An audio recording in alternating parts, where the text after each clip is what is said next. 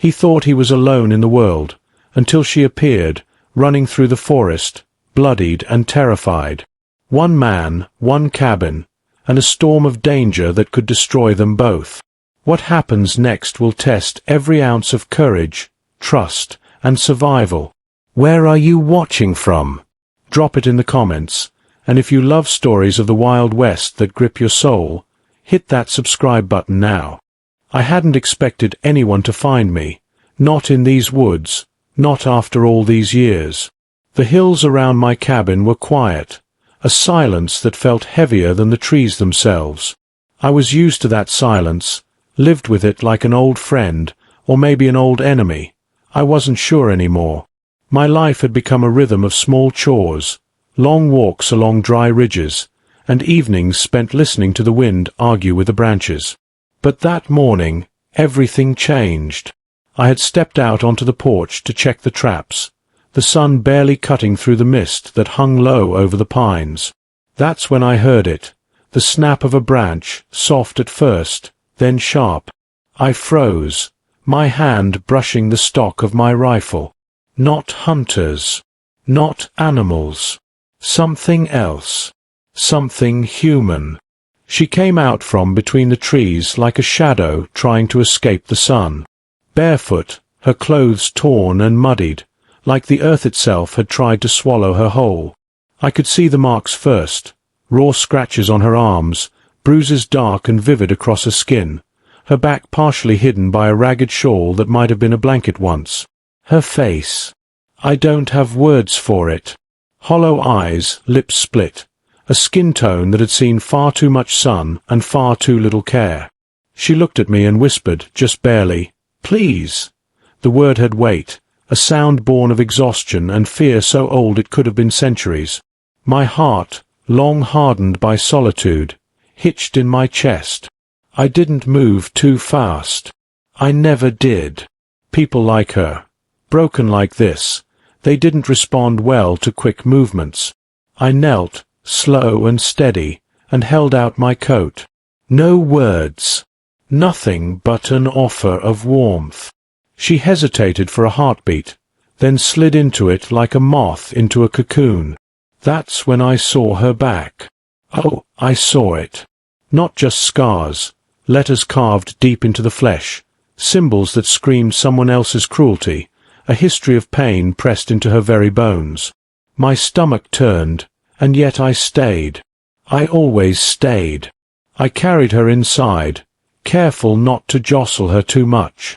The cabin smelled of old pine and dust, my stove sitting idle in the corner like it had been waiting for this day. I laid her down on the cot, still silent, still trembling. The fire I built wasn't for warmth, it was for life. The snap and hiss of burning wood, the little heartbeat it brought to the room, was a reminder that we were still breathing. Hours passed. I watched her. She watched the walls, the ceiling, the corners, as though expecting the next horror to crawl through them. I made coffee, bitter and strong, my hands shaking slightly as I poured the water into the chipped cup I had kept since my wife had passed decades ago. She didn't drink at first, just stared. But later, slowly, she sipped, and for the first time in what felt like forever, her body allowed a breath that wasn't a whimper of pain. Her presence was a shock to the rhythm I had lived by for years. I had not touched another human in over a decade, and yet here she was, barely a whisper of flesh and bone, and something inside me, something long buried, stirred awake. By nightfall, she had not spoken another word, but she moved closer to the fire, closer to the light, as though it offered a shield against the darkness that had chased her. I didn't ask her name, didn't ask anything. Not yet. That came later. First, she needed space, needed time. And I had all the time in the world. The forest outside pressed against the windows like it had secrets too.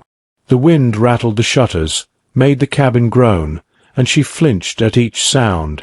But she stayed. She had not run. That alone was a victory.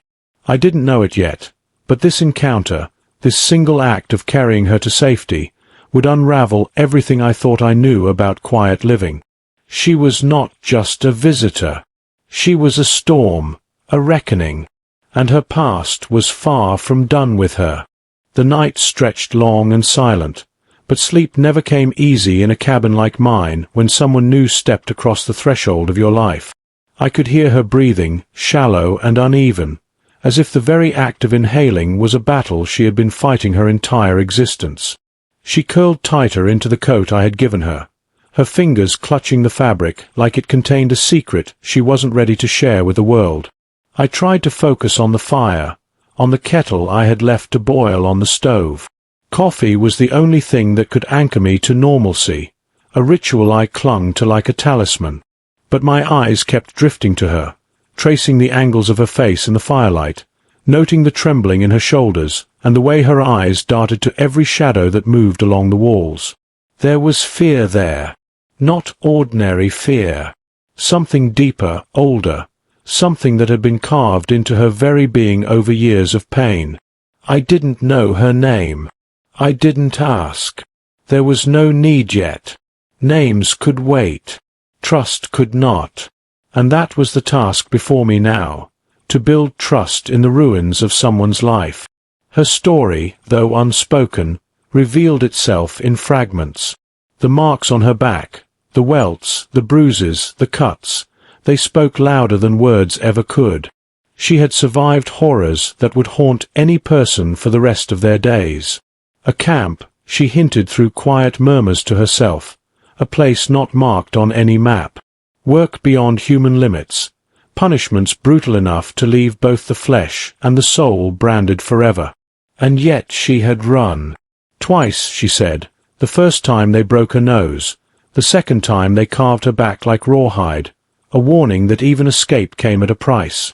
I had seen cruelty before, during my younger days, in places I'd rather forget.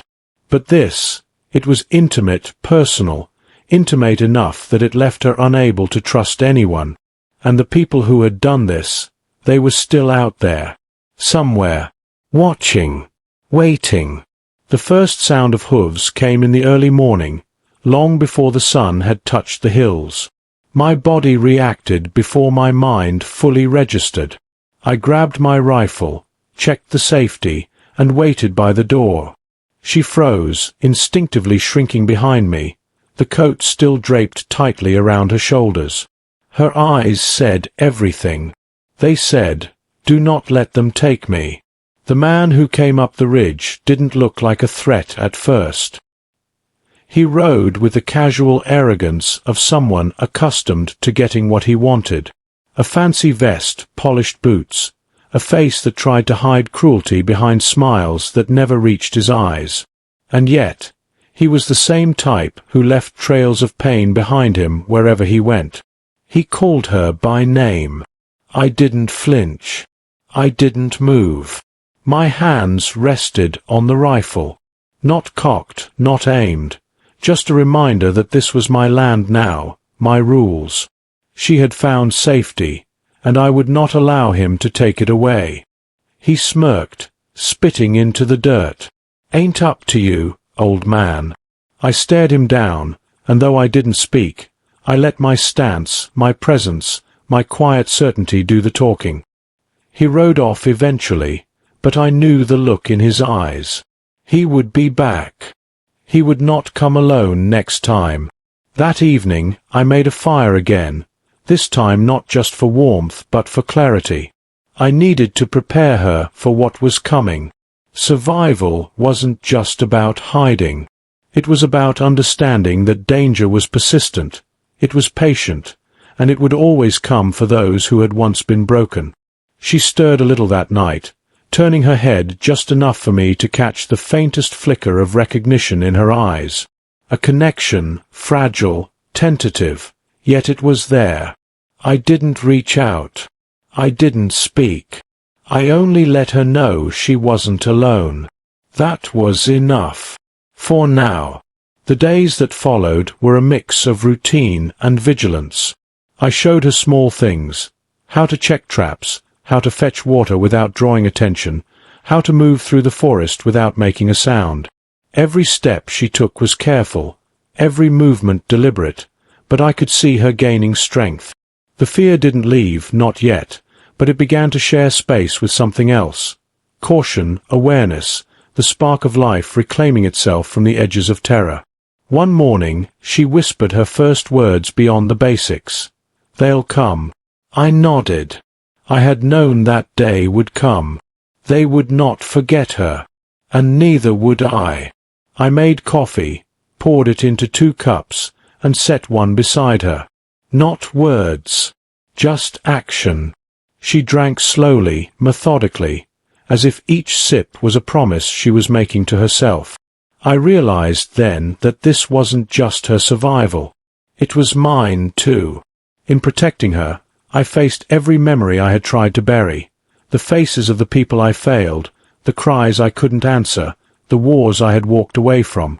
She forced me to stand, not just for her, but for myself, and for the man I had once promised to be. By the end of that day, I had made a decision. No one would take her. Not now. Not ever. And if that meant facing old enemies, old demons, old regrets, then so be it. Because sometimes, the only way to heal is to fight. The morning broke slow, painting the forest in muted gold and shadows that stretched long between the pines. I could feel it in my bones. Today was not like the others. The air carried a tension I hadn't breathed in years, a pulse that made every hair on my arms stand straight. She stirred beside me, wrapped in my coat, still wary, still fragile, but awake now. More aware. I had not slept much the night before, sitting by the fire and staring into the flames, thinking through what would happen if they returned. And I knew they would. The men who had chased her before were not the kind to forget. The look in the first one's eyes was etched in my memory, a warning sharper than any blade. By mid-morning, I heard it. The rhythm of hooves, uneven but fast, cutting through the forest like a warning shot. I froze, my hand instinctively tightening around my rifle. She froze too, clinging to the coat, her body a tense line of readiness and fear. I could feel her heartbeat through the thin fabric. She wasn't ready to speak. She wasn't ready for this. And yet, here it was. 3 men emerged on the ridge road, not local hunters, not wanderers. They carried the weight of authority without responsibility, the kind of people who believed ownership of fear gave them power over life. The first man was the same as before, vest neat, boots polished, face cruel and knowing. The others, silent, their eyes cold, like predators who had been trained to spot weakness a mile away. I stepped onto the porch, rifle resting loosely in my hands, and held my ground. She shifted behind me, tense but obedient. I had made a silent vow, not in words but in the weight of my presence. Not today. Not here. The first man called her name, as if she was an object, a piece of property. Ellie rose, one chance to come back quietly. His voice was smooth, but carried the threat of a whip hidden somewhere in its rhythm. I didn't respond. I didn't flinch. I simply adjusted my stance, letting the rifle lean lightly against my shoulder, the barrel aimed just enough to remind them that this wasn't the open street of their control. This was my home. My rules. The man spat into the dirt, then smirked, turning his horse slowly. "Ain't up to you, old man." But I saw it, the hesitation, the flicker of uncertainty. I would not allow her to be taken, not for fear of confrontation, not for what the world might think. They left for now, but I knew the look in their eyes meant only one thing.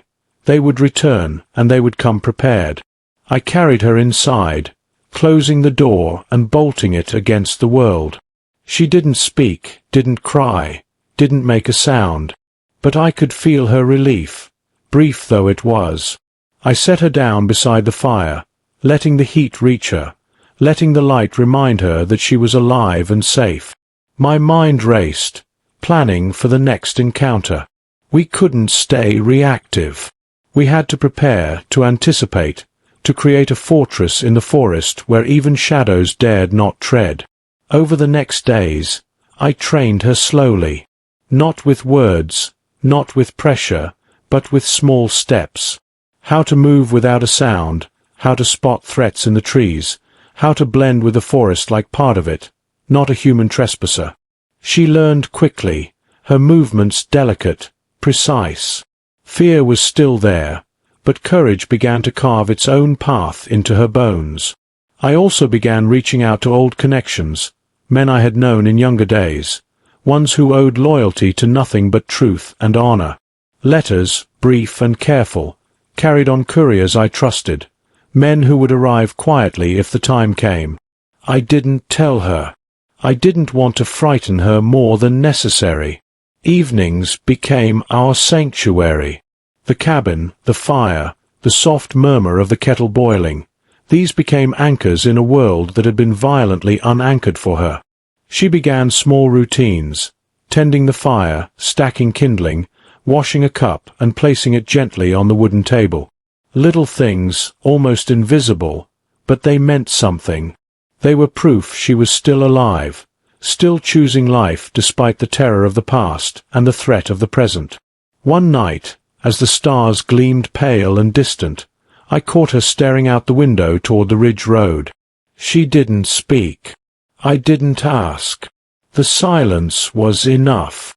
I knew she was seeing the men who had chased her, the shadows of her past, the faces she could not forget. And I knew she was deciding, just like I had, that tonight we would not be caught off guard again. By the following dawn, preparations were complete. I had cleared a path through the forest, hidden traps, set alarms that only we would notice. And she, once fragile and broken, now moved with quiet determination, carrying water, gathering firewood, her body steady, her eyes sharper. She trusted me. I trusted her. And that trust was our shield against the storm we knew was coming. The first real confrontation was only days away. And for the first time in years, I felt that old adrenaline, the kind that made the heart pound and the mind sharpen. But this time, it wasn't for myself. It was for her.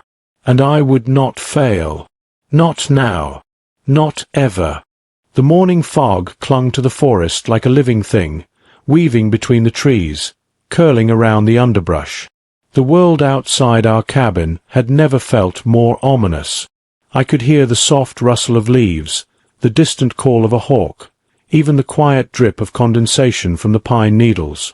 Every sound carried potential danger. Ellie had changed in subtle ways. She no longer flinched at the slightest noise, though her posture remained cautious. She followed me silently as I checked the perimeter around the cabin, moving with a deliberate, careful rhythm. Her eyes were sharper now, scanning every shadow, every movement as if the forest itself could betray us at any moment. And she was right. The first warning came as a faint crunch of dirt under hooves, distant but steady. I signaled her to freeze, crouched low behind the thick trunk of an old oak, rifle at the ready. She mirrored my movements, her fingers gripping the coat I had given her, knuckles white. It was instinct, learned in seconds from a lifetime of terror. And yet, the fear was hers alone. The resolve was ours. 3 men appeared over the ridge road, slow at first, studying the forest like hunters testing the air for prey.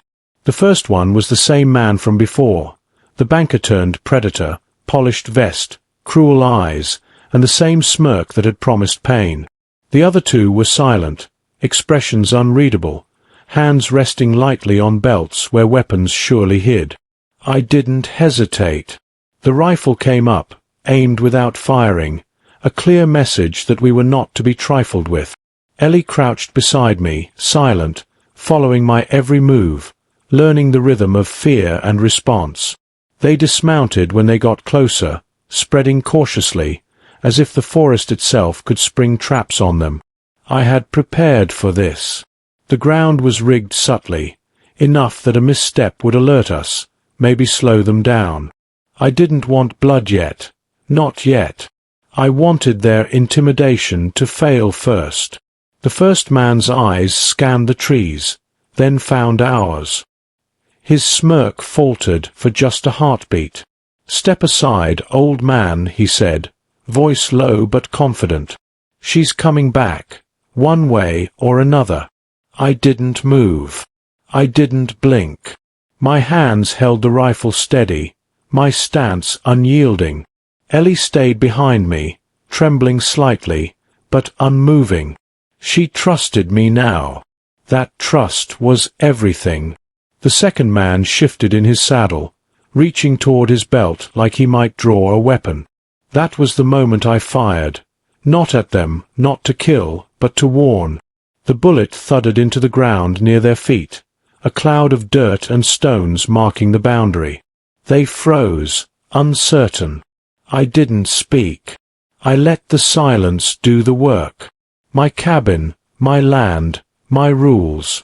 That was all the message they needed. And yet, I could see the thought forming in the first man's mind. I will be back with more. Ellie exhaled softly, almost imperceptibly, the tension in her shoulders easing fractionally. I patted her arm gently, the first reassurance I had given without words. She understood. We weren't defeated, not yet. Over the next few hours, we watched them retreat, riding slowly down the ridge, but their presence lingered like a shadow across the trees. I knew they would come again, better prepared, more ruthless. They would not stop until they had what they wanted, and I would not allow them to succeed.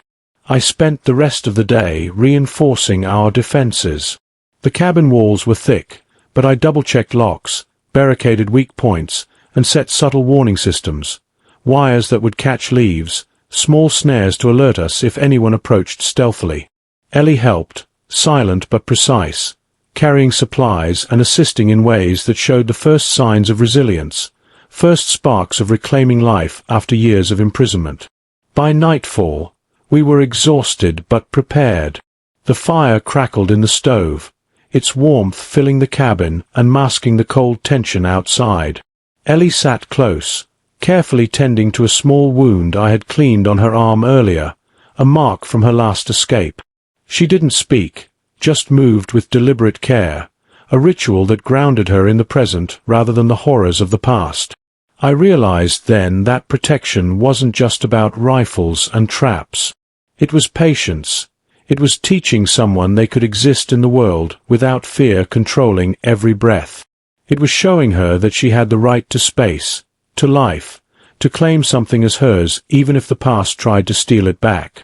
And the past would try. I could feel it in the wind that slid through the pines, carrying whispers of danger that would return, carrying threats that would not be ignored. But we were ready. Not invincible, not naive, but ready to stand and face whatever came. Because sometimes, the first confrontation isn't about victory.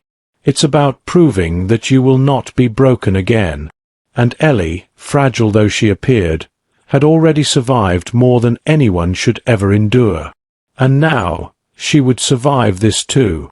The night had settled thick and heavy over the forest, a darkness so complete it swallowed the path and the hills beyond the cabin. Every sound was magnified, the creak of branches, the rustle of leaves, the distant call of a night bird. Ellie and I moved silently through the cabin, performing our small rituals, checking locks, inspecting the traps, and listening. I could feel it before she did, the sense of approaching danger, the vibration in the earth beneath the hooves of men who thought fear was their weapon. They were coming, and this time they were not hesitant. Not one step faltered, not one glance betrayed uncertainty. The first man appeared on the ridge road just before midnight, the moon glinting off the polished leather of his boots and the cruel line of his jaw. But he was not alone. 2 others flanked him, shadows moving with purpose. They dismounted quietly, confident in their numbers, in the threat they carried. But confidence is fragile when met with readiness. I crouched low near the porch, rifle in hand, signaling Ellie behind me. She had grown stronger in these weeks, learning the rhythm of danger, learning to move without alerting the threat. Every fiber of her being screamed caution, but she trusted me now. And trust was a shield no weapon could pierce. The first man spoke, his tone smooth and deadly. "You don't belong here, old man. She comes with us, or blood will mark this place." His words were meant to intimidate, to assert control over what they believed was theirs. I did not reply. Silence was my response, and the weight of it pressed against them harder than any words could. The forest seemed to hold its breath. Then, a misstep. A trap I had prepared weeks ago snapped a branch, sending a subtle warning. The men froze, eyes scanning, but too late to avoid the strategic advantage it gave us. I fired once. Not to kill, just enough to warn, to assert the boundary that they could not cross. The bullet hit the ground near them, kicking up dirt and sending one of the men stumbling slightly. Ellie flinched but did not move from my side. She was learning. Survival was not just hiding, it was asserting your presence, making the predator hesitate. They recovered quickly, advancing with hands on weapons now, realizing the game had changed. But the forest was our ally. The trees, the shadows, the traps laid with careful precision, they all worked together to give us leverage. I moved silently, positioning Ellie behind thicker cover, letting her see how readiness could be both shield and weapon. The first real engagement came with a sharp shout, a clash of intent and action. One man lunged forward, hand reaching for a concealed firearm, and I fired. The bullet found its mark in the dirt near his feet, the shock enough to halt his motion. He cursed under his breath, while his companions paused, wary now. They had underestimated what determination, experience, and preparation could do against blind arrogance. Ellie watched every movement, learning without words. I could see the tension easing, replaced by a quiet understanding that survival demanded action, not fear. Her breathing steadied, her body shifted with controlled precision.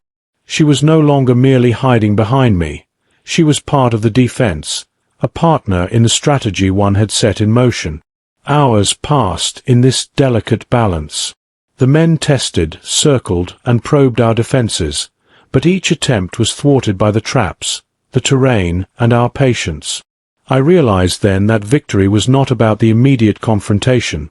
It was about endurance, about setting boundaries that could not be crossed without consequence. By the time the first light of dawn began to filter through the pines, the men had withdrawn, leaving a silent warning behind. Their eyes had promised return, but so had mine. I knew they would not rest until they either succeeded or learned that this forest, this cabin, and this woman were not theirs to take. Ellie, now standing at the edge of the porch, finally let herself exhale fully. She touched the coat I had given her, a gesture that was both reassurance and ritual. She had survived her first night under threat, and for the first time I sensed the smallest flicker of hope in her eyes. We both knew this was only the beginning. The first strike had come, and it had been repelled. But the true test lay ahead, preparation for the storm that was inevitable, training for endurance, and learning that survival demanded more than courage. It demanded the patience to wait, the wisdom to act, and the resolve to protect those who could not yet protect themselves. That morning, as the sun rose weak and pale over the hills, we sat silently near the fire. Coffee in hand, weapons nearby, traps checked again, and for the first time I allowed myself to see Ellie not as fragile, but as resilient. She was learning to trust life again, and I was learning that protection was a two-way path. And as we watched the forest awaken, I realized that the men who came for her would not be deterred by fear alone. They would return, stronger, faster, more ruthless. And when they did, we would be ready, not just to survive, but to endure, to fight, and to reclaim the peace that had been stolen from both of us. Cusan, Part 5 Tamamlandi. Bu Parta. The forest was alive with a deceptive calm as dusk settled over the hills. The day had been long, filled with the quiet preparation of defenses, reinforcing weak points, and ensuring that Ellie had enough water and food for the night. Every leaf, every shadow seemed pregnant with anticipation, as if the forest itself knew what was coming. I could sense it before she did. The subtle shift in the air, the low vibrations that whispered through the soil beneath our cabin. The hooves came first, faint but steady, a rhythm that made my hands tighten instinctively around the rifle. Ellie, now kneeling by the firewood stack, froze, her back straightening like a coiled spring. "They're back," I whispered, almost to myself, though she heard. She didn't speak, didn't move, just waited, eyes wide and scanning. She was learning patience, the kind that comes from knowing you may not get to act immediately, but that every second of observation could mean survival.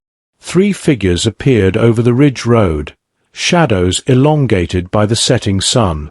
The first man led, the same banker predator from before, his confidence unshaken but now tinged with impatience. Behind him were 2 more, their faces unreadable, movements precise, trained. They had returned, and this time, their intent was clear. They would not leave without her. I stepped to the edge of the porch, rifle raised but steady. Ellie followed silently, now understanding instinctively when to stay hidden and when to prepare. The men dismounted, spreading out carefully, hands brushing lightly over the hilts of weapons that glinted faintly in the last light. The first man's voice cut the forest like a blade. "Step aside, old man. She comes with us. No more games."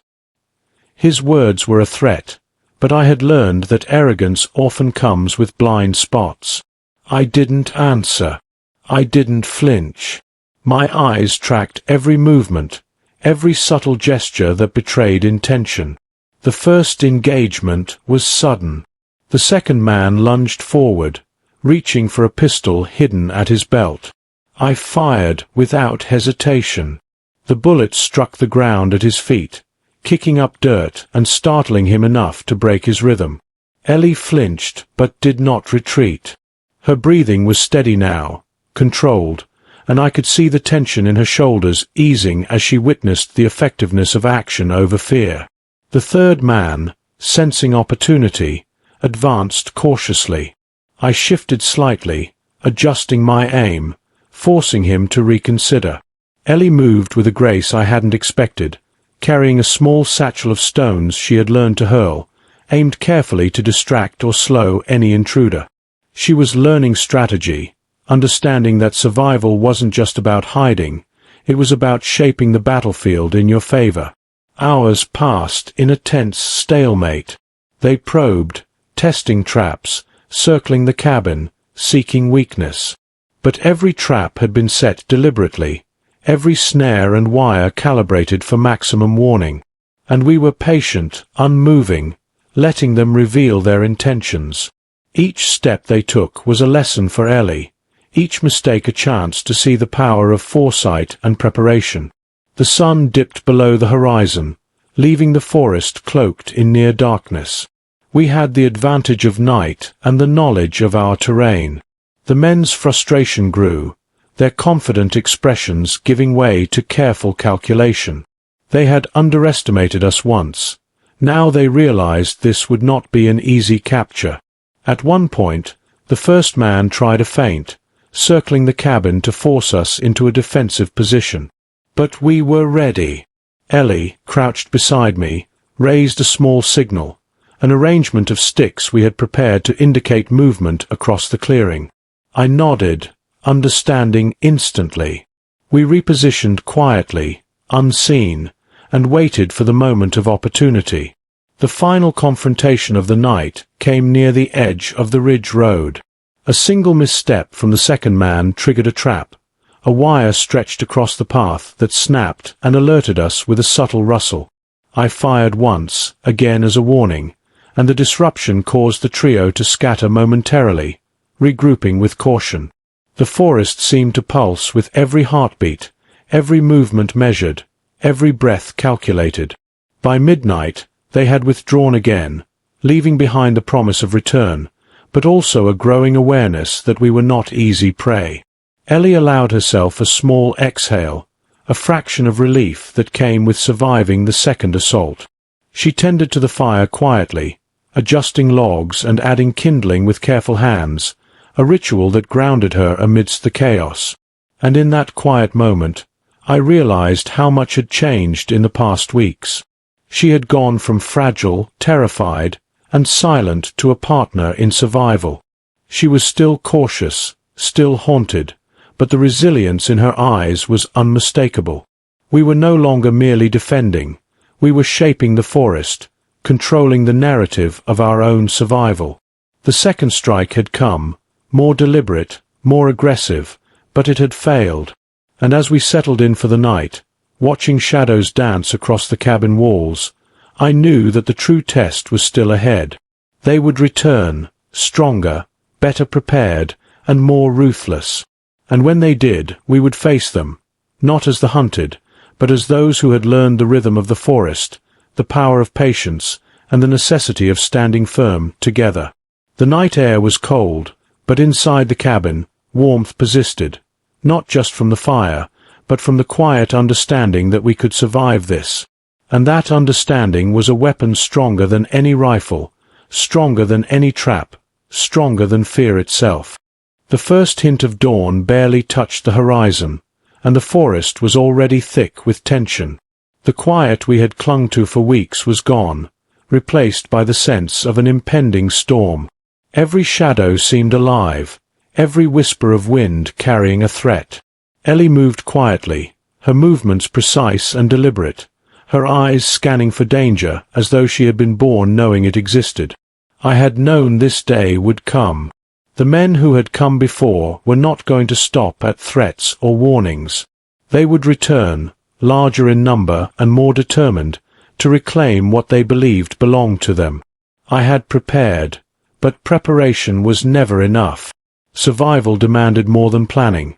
It demanded instinct, courage, and the willingness to fight when every other option was gone. By mid-morning, the sound of hooves rolled through the hills like a low drumbeat, steady and unrelenting. I signaled Ellie to stay low, close to the cabin.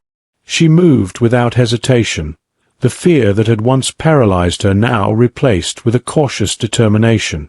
She was learning to trust not only me, but herself, and that trust was becoming a weapon. They appeared over the ridge road in force this time, 5 riders, not 3. The leader, our old banker predator, carried himself with a cruel confidence, eyes scanning the forest as if measuring the distance between prey and predator. Behind him, 4 others followed, each armed and trained, their movements deliberate, their intent clear. They came not to negotiate, not to test, but to claim.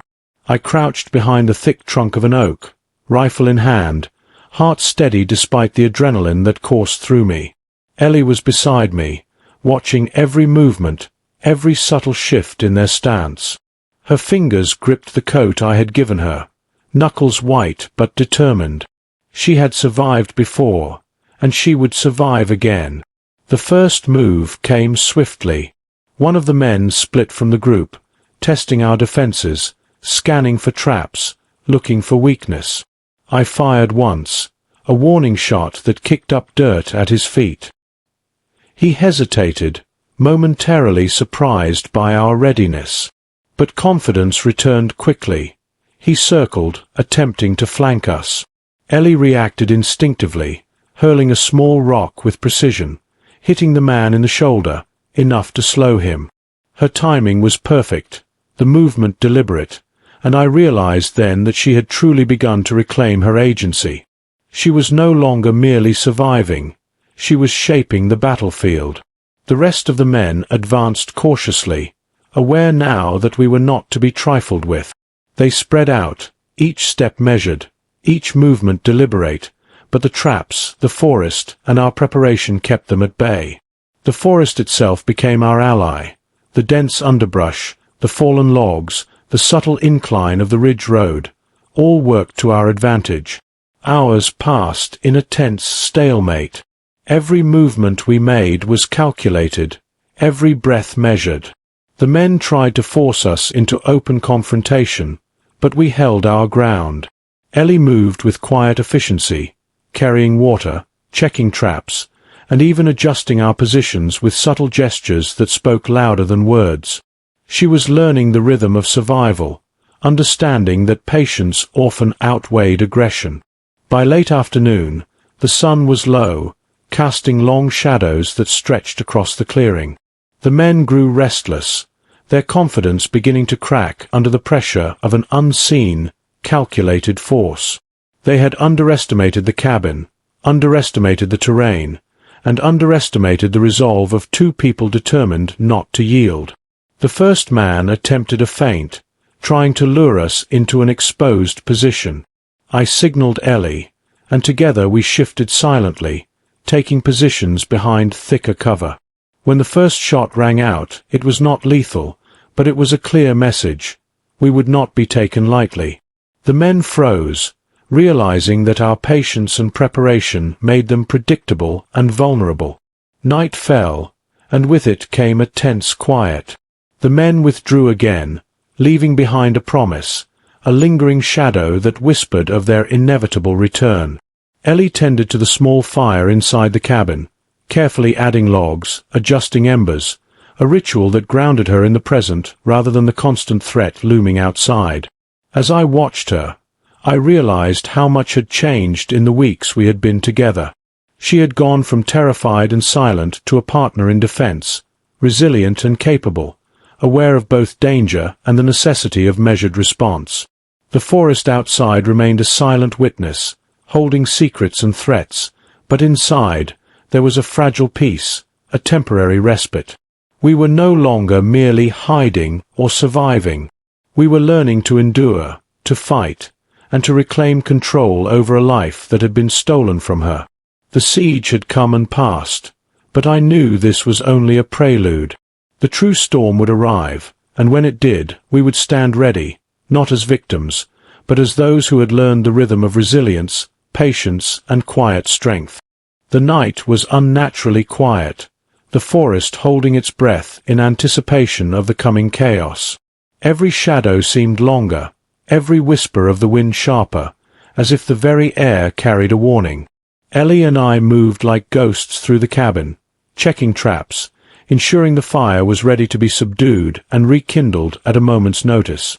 I could feel it in my bones before she did, the weight of their presence. They were closer than before, moving like hunters who had learned from previous failures. And this time, there was no hesitation in their steps, no doubt in their movements. Their intent was clear. They would not leave without her.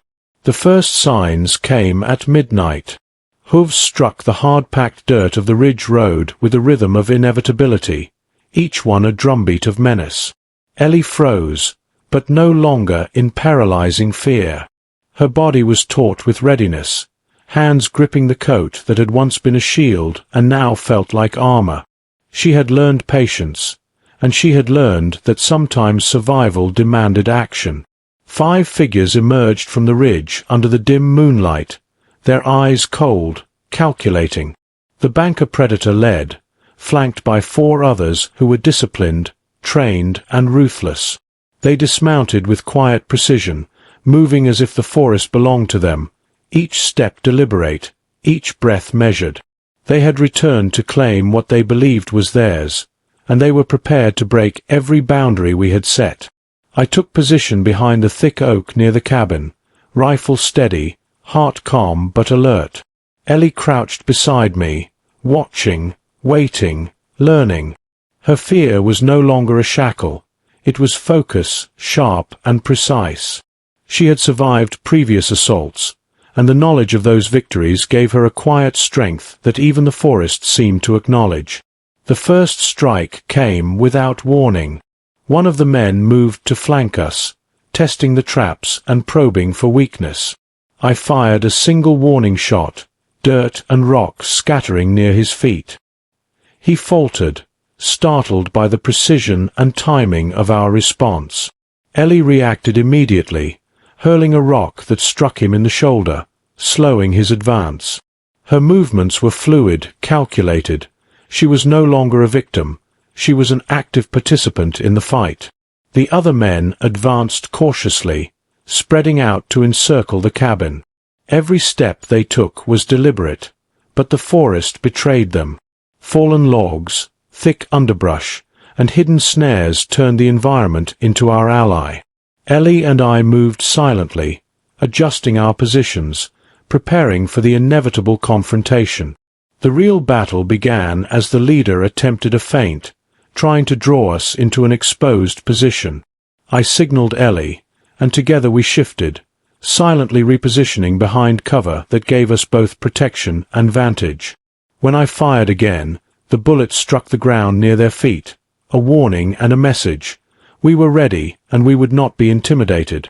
The skirmish lasted hours, a tense stalemate punctuated by bursts of action. Ellie proved herself in ways I hadn't expected. She moved with careful precision, checking traps, signaling, and even using her environment to distract or slow the attackers. The forest itself became part of our defense, every tree, shadow, and sound leveraged to our advantage. By the early hours of dawn, the men began to falter. Their frustration grew, their confidence cracking under the pressure of unseen threats and calculated patience. They had underestimated the cabin, underestimated the terrain, and underestimated the resilience of two people determined not to yield. When they finally withdrew, they left with a clear promise in their eyes. They would return, stronger, more ruthless, and more prepared. Ellie allowed herself a brief exhale, tending to the fire, adjusting embers, performing the small, grounding rituals that kept her connected to the present. She had survived the midnight assault, and in doing so, had claimed a piece of herself back from fear. As I watched her, I realized how far we had come. She had gone from terrified and silent to resilient and capable, an active partner in survival. We had endured, adapted, and reclaimed control over the forest, the cabin, and our lives. The night had tested us, pushing us to the brink, but it had also strengthened the bond between us. A silent understanding that survival demanded not just courage, but partnership, patience, and unyielding resolve. The forest remained silent, holding its secrets and threats, but inside the cabin, there was warmth and the quiet certainty that we could face whatever came next. And come it would. The storm had not passed. It had only gathered strength, waiting for the right moment to descend once more. And when it did, we would be ready, not merely to survive, but to endure, to fight, and to reclaim the peace that had been stolen from us both. The forest held its breath as dawn crept slowly over the hills, spilling pale light through the dense canopy. Birds remained silent, the usual chorus replaced by an unnatural stillness. Ellie and I moved with deliberate quiet, preparing the cabin and surrounding terrain for what we both knew was coming, the final approach. Their absence after the last assault had been temporary, a pause, a gathering of forces. And now, the sense of inevitable confrontation pressed down like a weight. I had been preparing for weeks, but preparation could only carry you so far. Beyond the traps, beyond the rifles, beyond the fortifications, survival demanded anticipation, understanding your enemy's nature, and readiness to adapt instantly. Ellie had changed. Fear still lingered in her eyes, but it no longer ruled her. She had learned patience, observation, and above all, action when the moment demanded it. She had become a partner in defense, capable and precise. By mid-morning, the first warning came, the rhythmic pounding of hooves, slow but deliberate, growing louder, echoing across the hills. Ellie froze momentarily, then moved toward the cabin's rear, positioning herself where she could observe without being seen. She clutched the coat I had given her, a symbol of protection, a piece of armor against not just the physical threat, but the memories she carried. The ridge road opened with 5 figures mounted, just as I had anticipated, but this time they were not alone.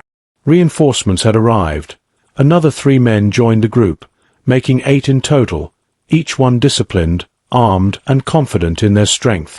The banker predator led, his expression a mixture of rage and calculation, eyes scanning the terrain as if measuring our defenses. His confidence had been dented before, but now it was sharpened by vengeance. I crouched behind a thick oak near the cabin, rifle ready. Ellie was beside me, breathing steady, eyes fixed on the incoming threat. There was no room for hesitation.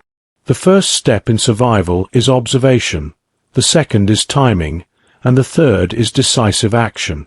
Every muscle in my body tightened, senses sharpened. We were ready for them, but the forest, as ever, was an unpredictable ally. The first strike came swiftly. One of the reinforcements attempted to circle behind the cabin, probing for weaknesses, trying to catch us unprepared. I fired a warning shot, and the bullet kicked up dirt at his feet. Startled, he faltered, but only for a moment. Ellie reacted immediately, flinging a rock with perfect timing, striking him on the shoulder and disrupting his approach. Her movements were fluid, calculated, demonstrating a growing confidence and understanding of tactical engagement. The remaining attackers advanced carefully, fanning out to encircle us. Every step was deliberate, every action precise, but our preparation had anticipated their tactics.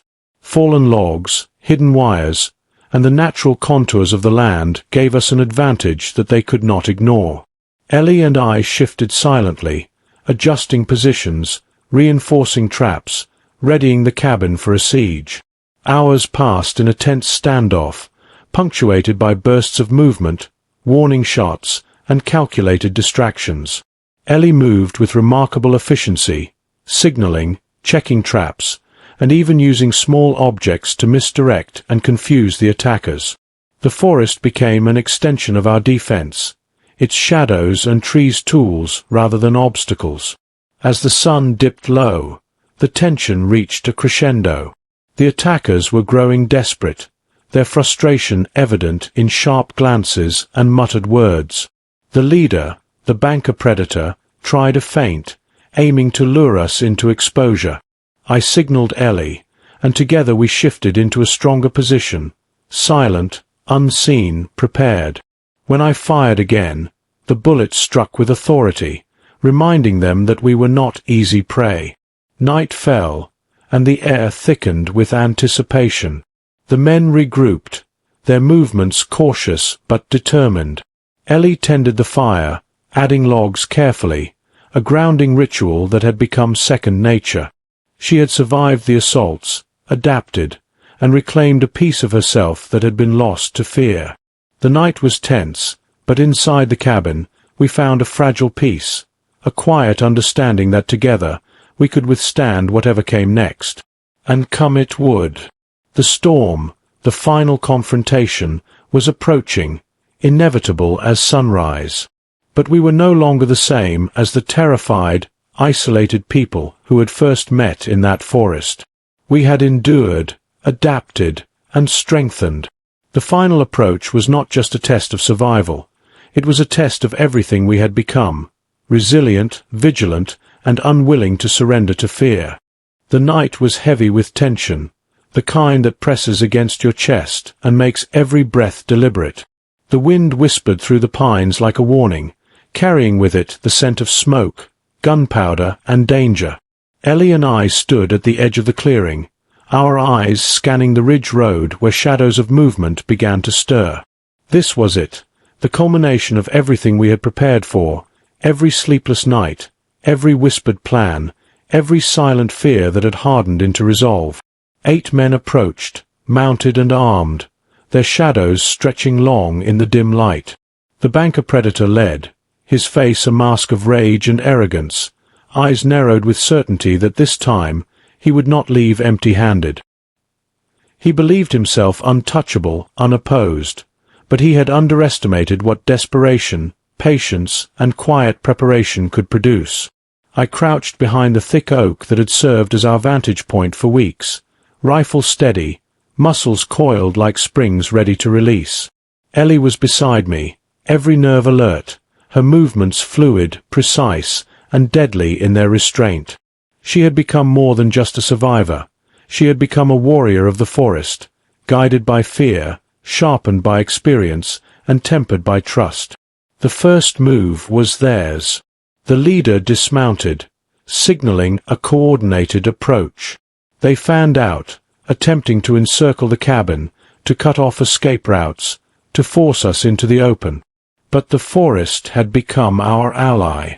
Fallen logs, hidden pits, and carefully placed tripwires turned the terrain into a deadly puzzle.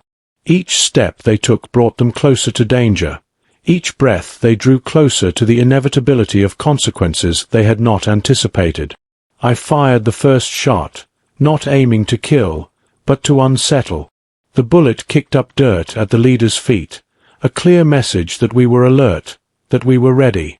Ellie followed almost instinctively, throwing a rock with perfect timing that struck one of the flankers in the shoulder, forcing him to stumble. It was a dance of anticipation and reaction, every movement precise, every choice calculated. The men were skilled, but our preparation was superior. I had learned their patterns from previous encounters. Ellie had learned to read their intentions, to anticipate their moves. Together, we turned the forest into an extension of our will, using the shadows, the terrain, and our understanding of fear itself as weapons. Hours passed in tense standoff, punctuated by bursts of action. We moved silently, adjusted positions, reinforced traps, and maintained control over every inch of the clearing. Ellie had grown into her own agency, signaling, moving, and responding with an efficiency that left me in awe. She was no longer the frightened woman I had found in the forest weeks ago. She was a fighter, resilient and resolute, a symbol of defiance against those who sought to dominate her. As the night deepened, the banker predator's patience waned. He became reckless, pushing forward without caution, attempting to force an engagement that played into our hands. I fired another warning shot, the sound echoing like a drumbeat through the forest, halting his advance momentarily. Ellie used the opportunity to reposition, silently moving behind cover, ready to act. The first direct confrontation came with sudden ferocity. One of the attackers attempted to breach the cabin's rear, misjudging the traps and the terrain. I fired, striking him in the leg, bringing him down with a grunt. Ellie followed, intercepting another who had moved too close, her rock striking true, forcing him to retreat. The night erupted in a controlled chaos, each action deliberate, each movement a matter of survival. Time became a blur. Shots rang out, shadows danced in the firelight, and the forest itself seemed to pulse with the tension of the moment. I realized then that survival was not just about force. It was about anticipation, about reading your opponent, about using every element at your disposal. Ellie moved like a phantom, placing herself strategically, observing, acting when needed, her fear now a sharp edge that honed her instincts. By the early hours of the morning, the attackers began to falter. Their cohesion cracked under pressure, their confidence shattered by the unpredictable defense we had orchestrated. The banker predator attempted one last charge, fury in his eyes, but I was ready. Ellie and I worked in tandem, timing, precision, and silent communication guiding our every move. He faltered, realization dawning too late. When the dust settled, the attackers had retreated, their threat diminished, their arrogance broken. The forest returned to its uneasy silence, but inside the cabin there was a quiet triumph. Ellie and I had endured the storm, faced the storm, and emerged not merely surviving, but victorious. She looked at me then, eyes reflecting the firelight, no words needed. We had reclaimed more than our lives. We had reclaimed our agency, our strength, and a sense of safety that had been denied for far too long. The storm had passed, leaving behind only the quiet echo of resilience and the fragile peace of survival. The first light of dawn crept slowly across the forest, spilling gold through the trees, touching the cabin with a soft warmth that felt almost unreal after the long nights of terror and vigilance. The air smelled different now, clean, alive, and tinged with possibility. The storm had passed, the attackers had been driven back, and for the first time in weeks, the forest seemed to breathe alongside us rather than against us. Ellie sat at the table, cradling a cup of coffee in her hands. Her eyes, once wide with fear and haunted by memories, now carried a quiet resilience.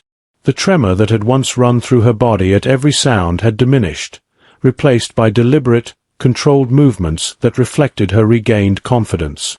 She had survived, endured, and had begun to reclaim the pieces of herself that had been shattered. I watched her from the doorway, leaning against the frame.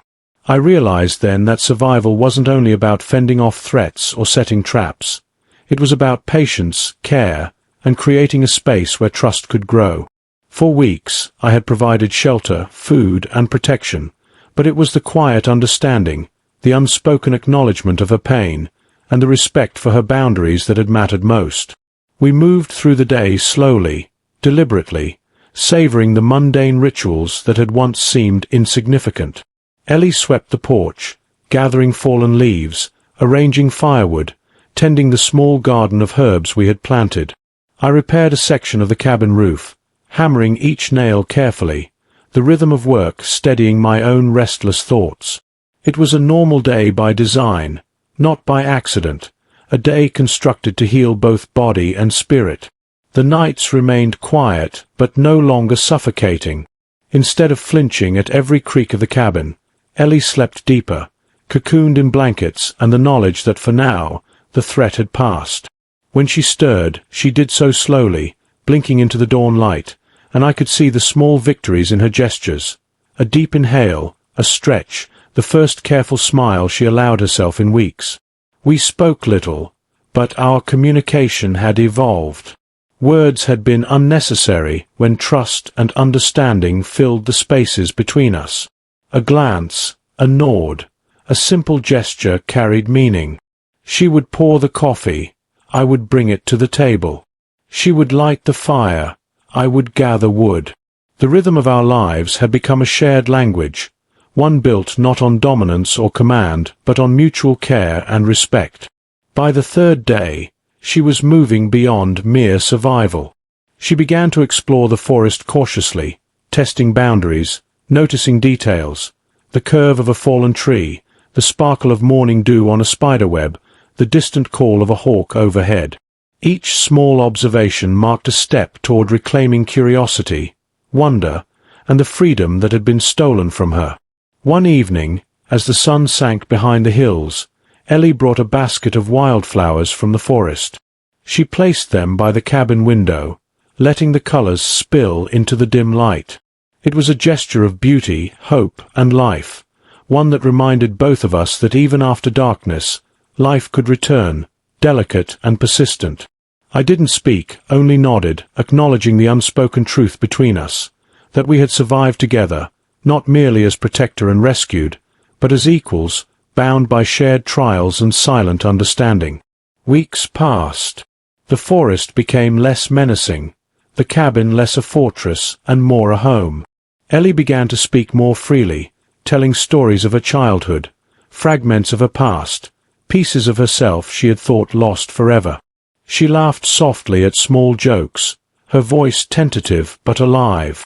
And though the scars on her body remained, the light in her eyes reflected something even more important. The scars were no longer the measure of her existence. They were reminders of what she had endured and how she had survived. We never spoke directly of love, but it grew in quiet gestures and shared routines, a presence as natural as the wind moving through the pines. Our bond was subtle, profound, and unspoken. She had learned to trust, and I had learned to care without expecting anything in return. It was a rare, precious connection, forged in adversity and tempered by patience. One morning, I found Ellie on the porch, staring out at the forest, the morning light framing her face. She didn't turn to me, didn't need to. I knew what she was thinking, the silent acknowledgement of past horrors, and the quiet promise to herself that she would live fully, fiercely, and without fear. I joined her, and together we watched the sun climb higher, warming the cabin and our spirits. The attacks would not return, not immediately, at least. And even if they did, we had learned to endure, to fight, and to protect what mattered. But the true victory was not in the battles we had won or the enemies we had driven off. The true victory was the slow, painstaking reclamation of life, trust, and hope. Ellie turned her head slightly, just enough for me to see the faintest smile tug at her lips. No words were needed. In that moment, the cabin, the forest, and the rising sun became a testament to survival, resilience, and the quiet power of human connection. And so life returned, fragile, slow, and beautiful. The scars remained, but they no longer defined us. We did. The cabin became more than a shelter. It became a home. The forest more than a prison. It became a witness to endurance and the rebirth of trust. Somewhere deep in the woods, the wind carried our silence, and with it, a story of survival, patience, and healing, an unspoken reminder that even in the darkest of times, hope can take root, and life, no matter how battered, can flourish again. If you were in his boots, facing the same danger in the heart of the wild, would you have made the same choices? Share your thoughts in the comments below, and don't forget to like this video. Explore the other videos on your screen and dive deeper into the untamed stories of the West.